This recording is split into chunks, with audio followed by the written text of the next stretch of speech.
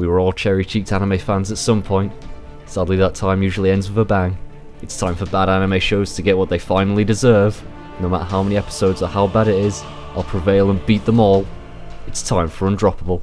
So another year has gone by, and I might as well address the elephant in the room. Anyone that's followed me knows I've been absent for a few months, and now I don't really want to go into detail, but the long and short of it is, this started to feel like work to me, and I'd rather not have something I do for fun end up feeling that way. So I took a break. I didn't intend it to be for this long, but it gave me time to recharge. Now to get me going again, here is 10 anime I watched this year that I'd recommend checking out, all arranged from when they were released. So where they place doesn't mean anything, stopping the shouts of why X is higher than Y before they even happen. So to start off we have Kantai Collection The Animation, which aired in the winter of 2015 and was produced by Studio Dio Media. To anyone who knows me, they know I love Kankule and will consume any and anything related to this, like some Cthulhian horror. I did a live stream about Kankule with the members of Oko Anime Club, so for my full thoughts go check that out. But in short, it's a nice introduction to what Kankule is, as by now it's very difficult not to come across it in some form or another, as well as giving nice nods and references for the fans of the game. Maybe it's here due to my love for the franchise, but hey, when you enjoy something, you want to share it with as many people as possible,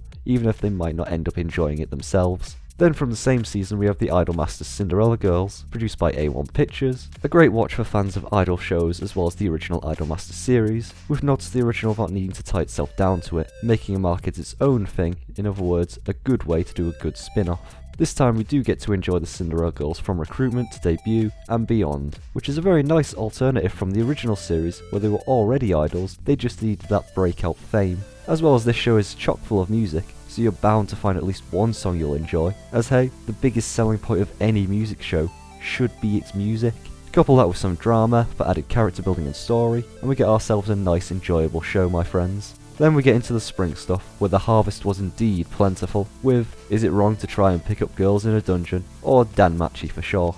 Probably one of the bigger ones that was hard to miss when it came out, as it was everywhere, and people went mental for it, even so much that a newspaper here in Britain actually did do a newspaper report on it, which is pretty big considering they think anything anime is just hardcore prawn. While Hestia is a fun character, Belcranel is what made this for me, as we get to root for the lovely, wet behind the ears, pure as driven snow main guy hero, which you end up missing nowadays, as most heroes in adventures need to have a dark past. And seeing him overcome all these odds and succeed was uplifting, as well as the fun joke of his granddad saying that doing this adventuring stuff is fun, as you get to just go out and meet cute girls in dungeons, and possibly have a relationship. Staying in spring, we get from Studio Mappa, Punchline. And with a show that has a title punning panty flashing, how could you not get a giggle? I went in not actually expecting much, and what I got out was an interesting plot with over-the-top action scenes and style to boot. The turns the story had for me I didn't see coming. Maybe if I had a supercomputer brain, I would have, but not seeing it gives you that awesome feeling of when everything clicks into place. You see the matrix as the scales fall from your eyes, and getting a feeling like that from a series is always worth watching to get. Sure, the humour is a bit crass, but in terms of sexual content it is tame by today's standards of stuff. If you like action with tongue-in-cheek humour that goes to 11 when it needs to, check this one out.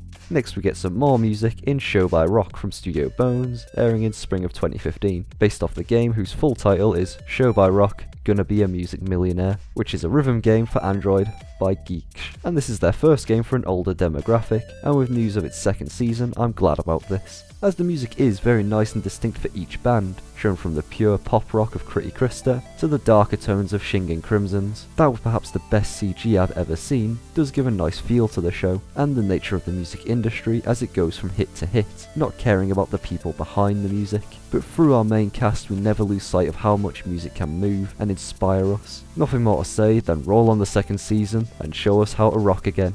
The next one from the spring you could really sink your teeth into, that being Shoukugeki no Soma, or Food Wars, from JC Steph. This one fondly made me think of Toriko, and the hole it left behind when it ended, and how each week food cooking and monster fighting was had, and with that fun shonen feel to it. Food Wars decides to go with that shonen feeling, but rather than with fights, instead it's with cooking. Not just over the top cooking, making it look far more fun than it actually is in reality, but cooking so good it drives people to eat it into varying delusions, to give a good visual description to the taste of the dishes, which did actually make me hungry watching it, where Toriko didn't, as the cooking in this is believable, not necessarily the talents of the chefs, but the techniques they use use in their cooking. And with this too being announced for a second season, all I can say is, sign me up for another helping. And with the last one we have leaving spring 2015 with the more emotional Plastic Memories from Doga Kobo, a piece set in a world where robotic companions for all ages and relationships is possible, but only for a few years before they begin to break down. A nice piece about memories, how we make them with others, and even if they are no longer there,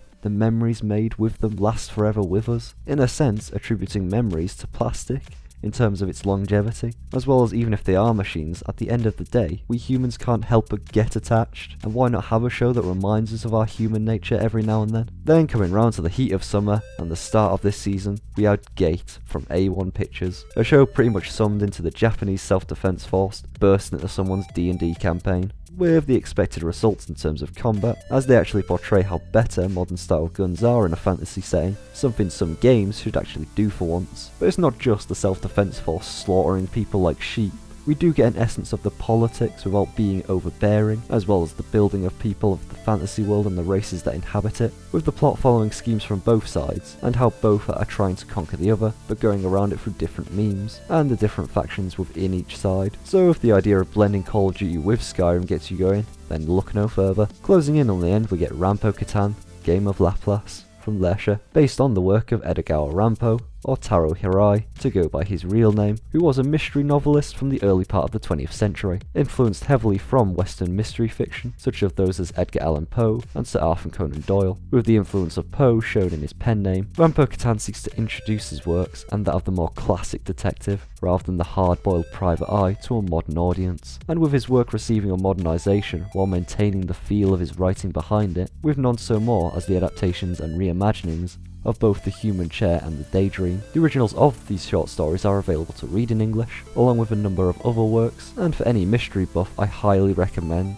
as he is credited as being one of the major forces of Japanese mystery, blending many themes such as horror, perversion and homosexuality. All in all, a nice nod to celebrate the anniversary of a great writer, inspired by the West, who made it something so much more. Finally, to get to the last one, which is Soraga Seiyuu, or Voice Actor's Life by Studio Gonzo, based off the self-published work of Masumi Asano and Kenjiro Hata. Like the title suggests, this follows the lives of 3 budding voice actresses of varying ages, and with the knowledge brought from Masumi Asano, a very well accomplished voice actress herself, we get a true glimpse into the world we didn't really think much of in an anime. Yes, we know the names of people and recognise their voices, but we know nothing about the role selection process, how it's recorded, different kinds of voice work that is available, and so on. So with this we are offered a window in, even going so further as to have the main 3 be very different from each other in age, agency they work for, and aspirations of why they became voice actors. We also get cameos from current voice actors as themselves, offering advice and guidance from their own experience to our trio. I'm not sure about you, but any show that lets me learn more about something that I enjoy will always get the praise from me, as we get to see not only the characters in the show, but the human behind the voice. Oh, one final show I'd like to have here, more like an honourable mention since it's still airing, or it was when I was recording this, is that of Subete F ni Naru, The Perfect Insider,